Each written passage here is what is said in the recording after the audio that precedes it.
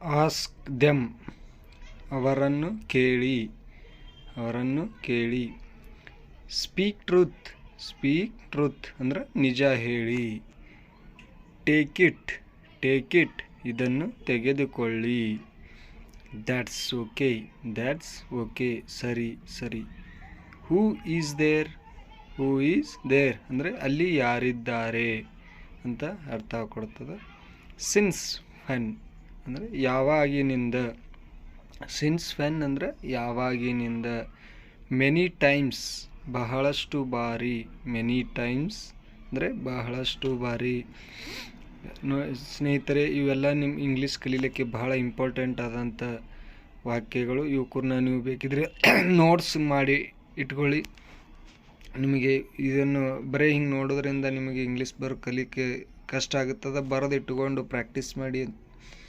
Next, ನನ್ನ ತಪ್ಪು, my mistake. ಇಲ್ಲಿಯವರೆಗೆ ಅಂದರೆ ಇಲ್ಲಿ ತನಕ, ಇವಾಗಿನ ತನಕ ಅಥವಾ ಇಲ್ಲಿವರೆಗೆ ಇರ್ತೀವಲ್ಲ ಅದನ್ನು ಇಂಗ್ಲೀಷ್ನಾಗ ಯಾವ ರೀತಿ ಹೇಳ್ಬೇಕಂದ್ರೆ ಟಿಲ್ ನಾವು. ಇದು ಪಾಪ, ಇಟ್ಸ್ ಎ ಸೀನ್. ಇದನ್ನು ಓದು, ರೀಡ್ ದಿಸ್. ನಿಲ್ಲಿಸಬೇಡ, ಡೋಂಟ್ ಸ್ಟಾಪ್ ಅಂದರೆ ನೀವೇನಾದರೂ ಹೇಳಬೇಕಾದ್ರೆ ಅಥವಾ ಓದಬೇಕಾದ್ರೆ ಅಥವಾ ನೋಡಬೇಕಾದ್ರೆ ಬಹಳ ಅರ್ಥ ಕೊಡ್ತದೆ. ಅದಕ್ಕೆ ನಿಲ್ಲಿಸಬೇಡ ಅಲ್ಬೇಕಾದ್ರೆ ಇಂಗ್ಲೀಷ್ನಾಗ ಡೋಂಟ್ ಸ್ಟಾಪ್ ಅಂತ ಹೇಳಬೇಕು. ಇದನ್ನು ಕೇಳಿ, ಲಿಸ್ಟನ್ ಟು ದಿಸ್.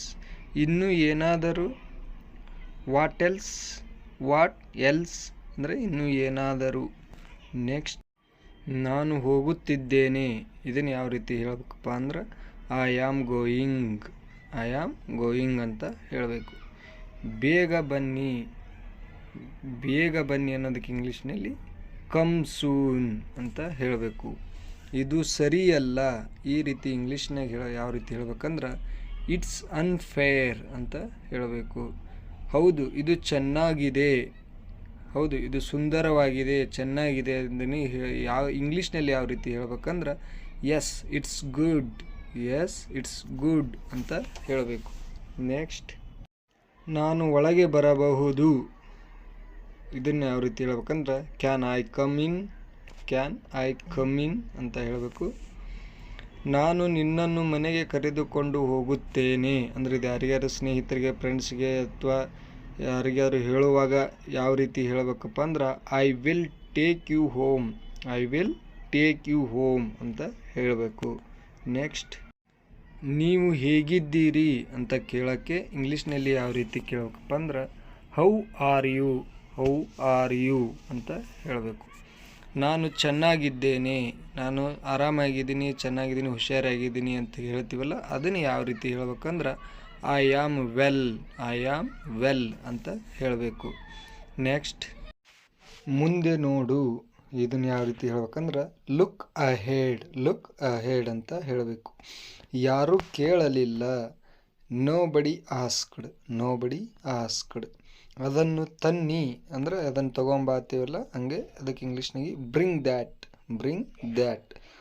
ನಾನು ಸಿದ್ಧನಾಗಿದ್ದೇನೆ ಅಂದರೆ ನಾನು ತಯಾರಾಗಿದ್ದೀನಿ, ರೆಡಿಯಾಗಿದ್ದೀನಿ ಅಂದರೆ ಇಲ್ಲೇ ಹೊರಡಾಕತ್ತೀವಲ್ಲ ಅದನ್ನು ಸಿದ್ಧನಾಗಿದ್ದೇನೆ ಅನ್ನಕ್ಕೆ ಐ ಆಮ್ ರೆಡಿ. ಯಾರೂ ಬರಲಿಲ್ಲ ಅಂದರೆ ಇದನ್ನು ನೋಬಡಿ ಕೇಮ್. ಗಮನವಿಟ್ಟು ಕೇಳಿ. ಇದನ್ನು ಲಿಸ್ಟನ್ ಕೇರ್ಫುಲಿ ಅಂತ ಇಂಗ್ಲೀಷ್ನಾಗ ಕರಿತೀವಿ. ಲಿಸ್ಟನ್ ಕೇರ್ಫುಲಿ ಅಂದರೆ ಗಮನವಿಟ್ಟು ಕೇಳಿ. ನೆಕ್ಸ್ಟ್ ವರ್ಡ್, ಅವನ ಹತ್ತಿರ ಕಾರು ಇದೆ. ಇದನ್ನು ಯಾವ ರೀತಿ ಕೇಳಬೇಕಪ್ಪ ಅಂದ್ರೆ ಹಿ ಹ್ಯಾಸ್ ಎ ಕಾರ್ ಅಂತ ಹೇಳಬೇಕು. ಅವನ ಹತ್ತಿರ ಕಾರು ಇಲ್ಲ. ಇದನ್ನು ಇಂಗ್ಲೀಷ್ನಾಗ ಯಾವ ರೀತಿ ಹೇಳ್ಬೇಕಂದ್ರೆ he does not have a car ಅಂತ ಹೇಳ್ತೀವಿ. ಅವನ ಹತ್ತಿರ ಕಾರು ಇದೆಯಾ ಅಂದ್ರೆ ಪ್ರಶ್ನೆ ಮಾಡ್ತೀವಲ್ಲ, ಅವನ ಹತ್ತಿರ ಕಾರ್ ಐತ್ಯಾ ಇಲ್ಲ ಅಂಥೇಳಿ. ಅದನ್ನು ಯಾವ ರೀತಿ ಕೇಳ್ಬೇಕಂದ್ರೆ does he have a car ಅಂತ ಹೇಳ್ತೀವಿ. ನೆಕ್ಸ್ಟ್, ರಸ್ತೆ ಎಷ್ಟು ಅಗಲವಿದೆ. ಇದನ್ನ ಯಾವ ರೀತಿ ಹೇಳ್ಬೇಕಂದ್ರೆ ಒಂದೊಂದು ರೋಡ್ ಎಷ್ಟು ದೊಡ್ಡದಿದೆ ಅಂತೀವಲ್ಲ ಅದನ್ನು ಇಂಗ್ಲೀಷ್ನಾಗ ಯಾವ ರೀತಿ ಹೇಳ್ಬೇಕಂದ್ರೆ how wide is the road, how wide is the road ಅಂತ ಹೇಳಬೇಕು. ನೀನು ಎಷ್ಟು ಎತ್ತರವಿದೆಯಾ ಅಂದರೆ ಇದನ್ನು ಯಾವ ರೀತಿ ಕೇಳಬೇಕಂದ್ರೆ how tall are you, how tall are you ಅಂತ ಕರಿಬೇಕು. ನಿಮ್ಮ ಮನೆ ಎಷ್ಟು ದೊಡ್ಡದು, how big is your home, how big is your home ಅಂತ ಹೋಮ್ ಅಥವಾ ಹೌಸ್ ಎರಡೂ ಬಳಸ್ಬೋದು. ಯಾಕಂದ್ರೆ ಹೌಸ್ ಅಂದ್ರೂ ಮನೇನೇ ಆಗ್ತದೆ, ಹೋಮ್ ಅಂದ್ರೂ ಮನೇನೇ ಆಗ್ತದೆ. ನೆಕ್ಸ್ಟ್ ಏನೂ ಇಲ್ಲ, ಇದನ್ನು ಯಾವ ರೀತಿ ಹೇಳ್ಬೇಕಂದ್ರೆ ನಥಿಂಗ್, ನಥಿಂಗ್. ಈಗ ತಾನೇ, ಇವಾಗ ಹೀಗೆ ಬಂದೆ ಅಂತೇವಲ್ಲ ಅದನ್ನು ಜಸ್ಟ್ ನಾವ್, ಜಸ್ಟ್ ನಾವ್. ಹಿಡಿದುಕೋ, ಹೋಲ್ಡ್ ಇಟ್, ಹೋಲ್ಡ್ ಇಟ್. ಹಿಂದೆ ಸರಿ, ಮೂವ್ ಬ್ಯಾಕ್, ಮೂವ್ ಬ್ಯಾಕ್ ಅಂತ ಹೇಳಬೇಕು. ಯಾರು ಬೇಸರ ಮಾಡ್ಕೊಳ್ಳದೆ ಇವು, ಯಾಕಂದ್ರೆ ಇವೆಲ್ಲ ನಮ್ಗೆ ಗುರುತಿದ್ದಿದೆ ಅಂತೇಳಿ ಕೆಲವೊಬ್ಬರು ಹೇಳ್ಬೋದು. ಆದರೆ ಇವು ಕುರ್ನ ವಾಕ್ಯಗಳನ್ನೇ ಯಾವ ರೀತಿ ಸಿಗೋದಿಲ್ಲ, ಅದಕ್ಕೆ ಕೇರ್ಫುಲ್ಲಾಗಿ ನೋಟ್ ಮಾಡ್ಕೊಂಡು ಇಟ್ಕೊಂಡು ಇಂಗ್ಲೀಷ್ ಕಲಿಯೋಕ್ಕೆ ತುಂಬ ಹೆಲ್ಪ್ ಆಗ್ತದೆ ಅಂತ ಹೇಳ್ಬೋದು. ಇನ್ನು ನೆಕ್ಸ್ಟ್ ಅದು ಏನು ಅಂತ ಕೇಳೋಕೆ ಇಂಗ್ಲೀಷ್ನಾಗೆ ಯಾವ ರೀತಿ ಹೇಳ್ಬೇಕಂದ್ರೆ what is that, what is that ಅಂತ ಹೇಳಬೇಕು. ಅವನು ಯಾರು, who is he, who is he. ಅದು ಎಲ್ಲಿದೆ ಅಂದರೆ ಯಾವುದಾದ್ರೂ ವಸ್ತು ಅಲ್ಲಿ, ಊರಲ್ಲಿ, ಗಾಡಿ ಅಲ್ಲಿ, ಏನೇ ಅಲ್ಲಿ ಕೇಳಬೇಕಂದ್ರು where is it, where is it ಅಂದ್ರೆ ಅದು ಎಲ್ಲಿದೆ ಅಂತ ಅರ್ಥ. ಇದು ಏನು, what is this, what is this. ಇದು ಏನು, ಇಲ್ಲೇ ನೋಡಿ ಡಿಫ್ರೆನ್ಸು. ಮೇಲ್ಗಡೆ ವಾಟ್ ಈಸ್ ದ್ಯಾಟ್, ದ್ಯಾಟ್ ಅಂದ್ರೆ ಅದು, ಇಲ್ಲಿ ದಿಸ್ ಅಂದ್ರೆ ಇದು ಅಂತ ಅರ್ಥ ಆಗ್ತದೆ.